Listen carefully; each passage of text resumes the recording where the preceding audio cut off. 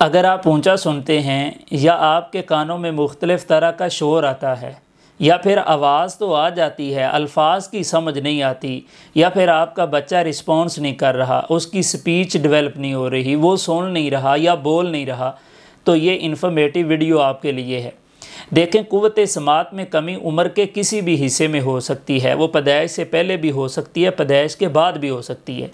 मसलन बच्चा है छोटा, खेलते खेलते गिर गया, गर्दन पे चोट लगी, सर पे चोट लगी, इस वजह से क़ुव्वत समात चली जाती है। या फिर सीपी चाइल्ड बच्चे हैं जिनका ब्लड चेंज होना होता है, उस वजह से भी समात इफ़ेक्ट हो जाती है।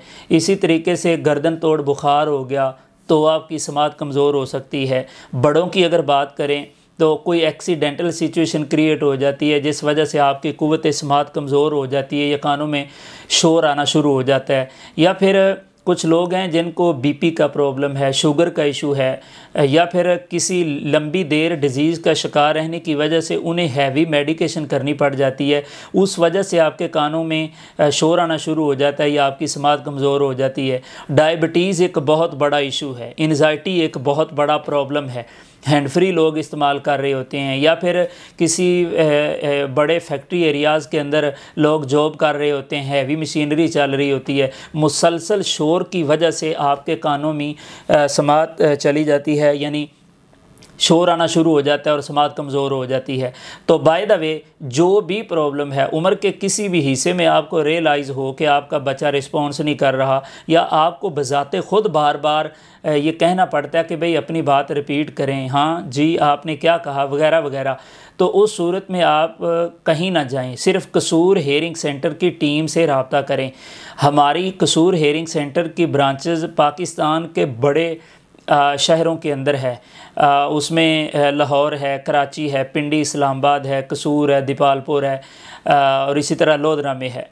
सबसे पहले हम अपने पेशेंट की वीडियो ऑटोस्कोपी करते हैं जिसमें एग्जैक्ट पता चल जाता है पर्दे तक के एक्सटर्नल स्ट्रक्चर तक कि किसी तरह की इन्फेक्शन, कोई ब्लॉकेज, कोई परफोरेशन, कोई पर्दे में सुराख, कोई इन्फेक्शन या फिर वैक्स वगैरह तो नहीं है। उसके बाद फिर हेयरिंग असेसमेंट टोटल यहाँ पे की जाती है। ऑडियोमेट्री टेस्ट है, टम्पैनोमेट्री टेस्ट है, ASSR है, बीर है, जिसमें एग्जैक्ट पता चल जाता है कि आप किस फ्रीक्वेंसी पे कितना सुनते हैं और कितना नहीं सुनते। अकॉर्डिंग टू टेस्ट रिपोर्ट अगर हमें लगे कि ये पेशेंट मेडिकली या सर्जिकली रिकवर हो सकता है तो फिर हम उसे ENT की तरफ रेफ़र कर देते हैं।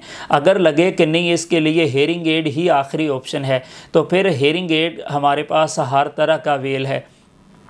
कान के ऊपर लगने वाला भी होता है BT, कान के अंदर लगने वाला भी होता है, वो 2-3 तरह का होता है। फिर लेटेस्ट टेक्नोलॉजी है, वो कान के बिल्कुल अंदर लग जाता है, IIC इनविजिबल इन कैनाल, जो नज़र नहीं आ रहा होता।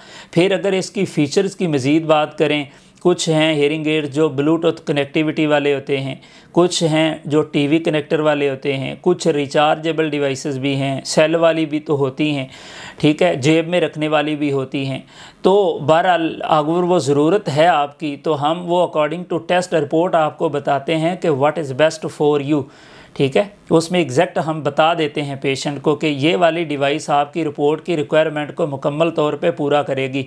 तो बहरहाल आप इस तरह करें कि अगर आप चेकअप अपना करवाना चाह रहे हैं, अपने किसी जानने वाले का जो जिसे नहीं पता, आप गाइड कर दें। आप कसूर हेयरिंग सेंटर की जो वेबसाइट है उस पे जाके सारी डीपली इन्फॉर्मेशन भी ले सकते हैं, www.khchearing.com। और इसी तरीके से हेल्पलाइन आप डायल करें जो कि ऊपर स्क्रीन पे नंबर आ रहा है, तो आप अपनी अपॉइंटमेंट बुक करें और अपने चेकअप के लिए हमारी ब्रांच विज़िट करें।